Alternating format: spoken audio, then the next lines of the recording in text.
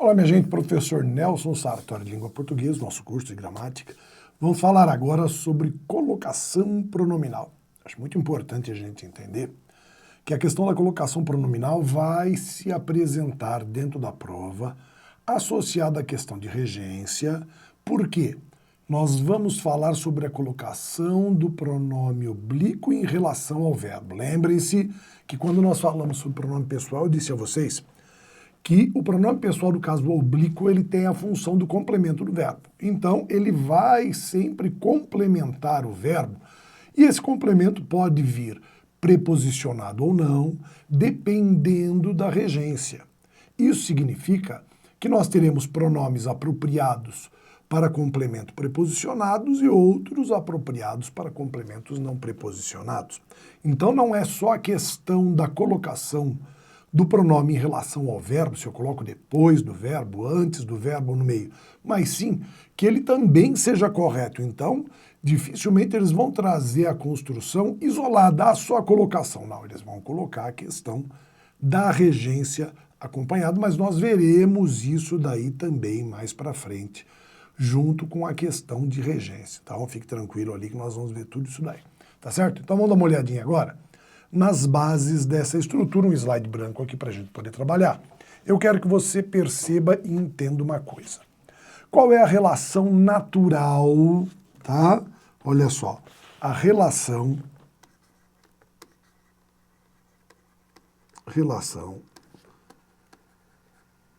natural. Opa, eu tô com um problema aqui, hein? Natural do pronome em relação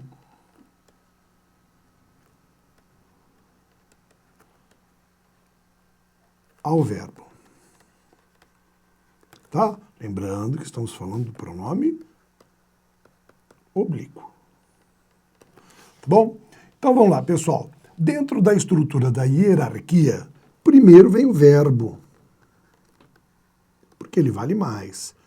Depois vem o pronome. Essa é uma condição natural desde que, vamos lá, mudando a cor, não haja condição atrativa, tá? Ou seja,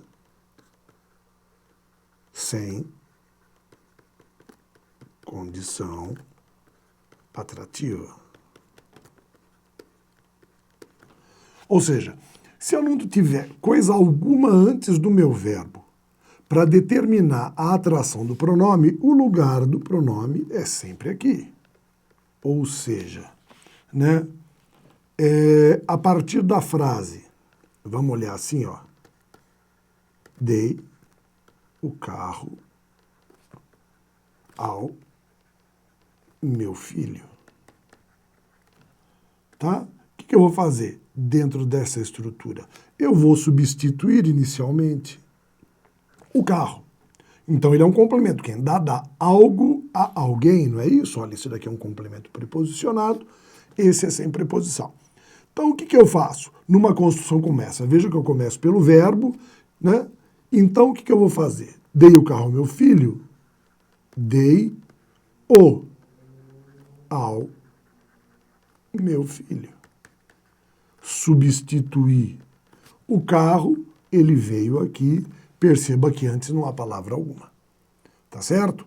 Então essa é a primeira construção. Essa relação, vejam só, natural de primeiro vem o verbo e depois, em segundo lugar, vem o pronome, essa relação é chamada de ênclise. Tá? É uma relação de ênclise. Verbo antes, pronome depois. A primeira variação que nós encontraremos é na mesma hipótese, porém com o verbo no futuro. Então vamos de volta lá para a caneta vermelha. Tá? Então, o que a gente fala? Com o verbo no futuro, o pronome será colocado no meio do verbo, lógico, desde que não haja condição atrativa.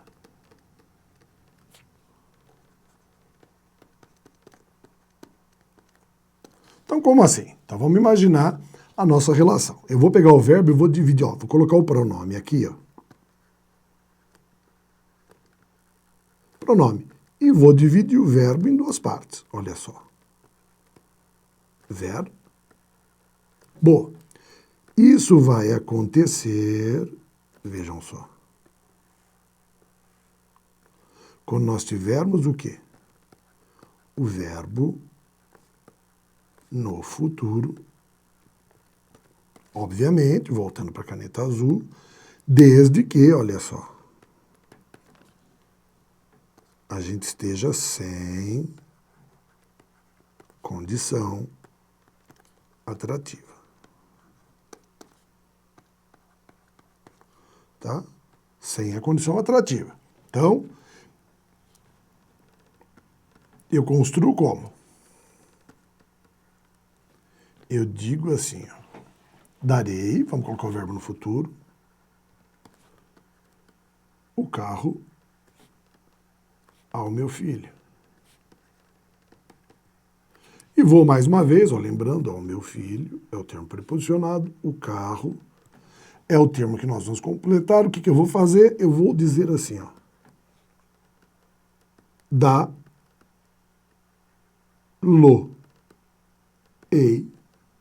ao meu filho.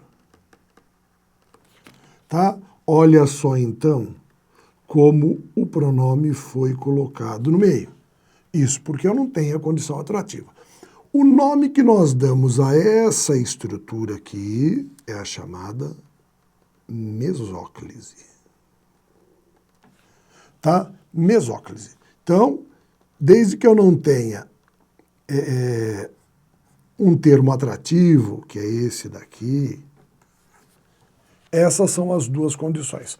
Qual vai ser, então, a terceira condição? Não é não? Vejam só para a gente poder registrar e numerar bonitinho. Essa é a primeira condição, essa é a segunda condição. Vamos, então, para a terceira condição, que é quando eu tenho o termo atrativo, que nós chamamos de próclise. Olha só, quando há atratividade. Então, quais são os termos atrativos? Pessoal, primeira coisa, vou até voltar para falar para vocês. Toda e qualquer palavra colocada antes de um verbo atrai o pronome. Tá bom? Toda. O que eu não posso fazer é começar uma oração com pronome oblíquo, né? Me empresta o caderno. Por mais que a gente fale assim, isso é errado. O certo é empreste-me, tá? Ou empresta-me o caderno. O pronome tem de vir depois. Mas se eu dissesse assim, não, antes é não me empreste, tá? Agora me empreste, tá? Ele me emprestará. Tudo que eu colocar antes do verbo vai atrair. A questão é que existem algumas palavras que fazem essa atratividade obrigatoriamente, tá? As que fazem obrigatoriamente são os chamados casos de próclise.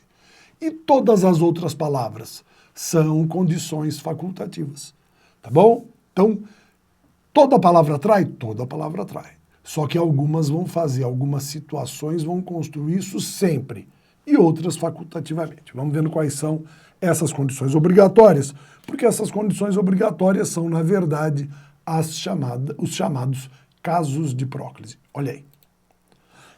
Então vamos ver o primeiro caso. Pessoal, qualquer palavra negativa atrai o pronome. Tá bom? Olha só. Não, olha o nosso não aqui, que é a nossa palavrinha negativa. Olha o verbo, olha o pronome. Então, não se deve jogar lixo no rio. A atratividade foi pela palavra negativa. Toda e qualquer palavra, não, nunca, nada, ninguém, não importa se ele é um pronome, se ele é um advérbio, é uma palavra negativa, ela vai atrair. Segunda condição é o advérbio. Todo advérbio atrai, tá? Todo advérbio. Olha só, ele descuidadamente, tá? É o modo, ele descuidadamente se machucou. Então perceba como, mais uma vez, veio para trás do verbo essa estrutura, tá? Então ela descuidadamente se machucou. Quem está fazendo atratividade é o advérbio. Terceira condição, a conjunção subordinativa. Minha gente, o que é uma conjunção subordinativa? Nós vamos ver isso daí melhor depois, quando estivermos vendo orações subordinadas. Mas toda conjunção subordinativa é praticamente aquelas que vão introduzir as orações substantivas, as orações adjetivas e as orações adverbiais.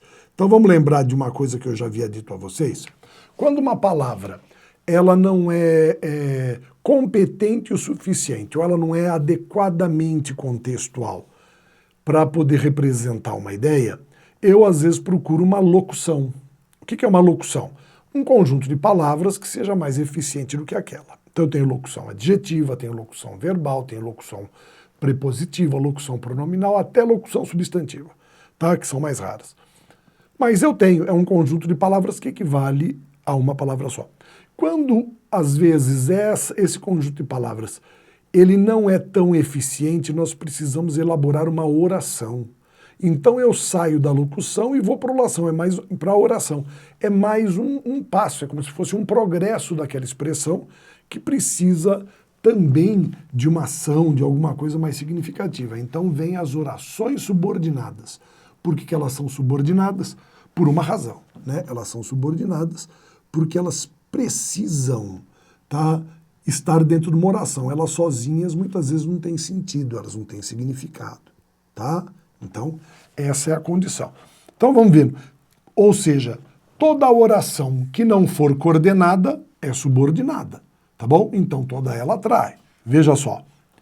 Quero que te cuides, olha aqui o verbo, tá? Os termos já estão grifados aqui pra gente. Virei quando me convier. É ridícula, embora se vista bem. Tá bom? Então, nós temos aqui, ó, conjunção integrante, conjunção adverbial temporal, conjunção adverbial concessiva. Não importa o nome delas, é conjunção subordinada, atrai. E pronome relativo. Todo pronome relativo atrai.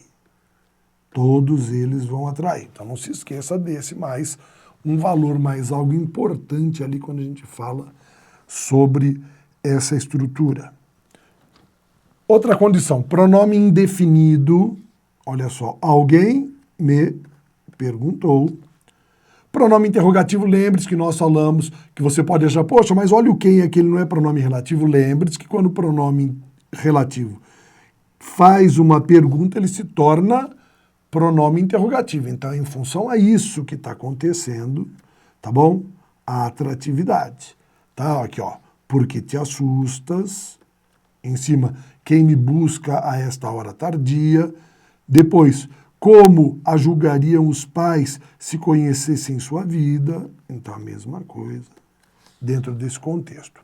E, por fim, orações iniciadas com palavras exclamativas, bem como as orações que exprimem desejo. O que é isso? Pessoal, a colocação pronominal ela é ligada diretamente, ela é relacionada com a fala. Por isso que as expressões sonoras, tanto de interrogação quanto de exclamação, são atrativas. Vejam, que o vento te leve meus recados de saudade. Vejam que foi atraído, né, por essa estrutura. Tá? Aqui, ó, houve um ato falho aqui, não é não? Olha aqui, ó, falhamos. Grifei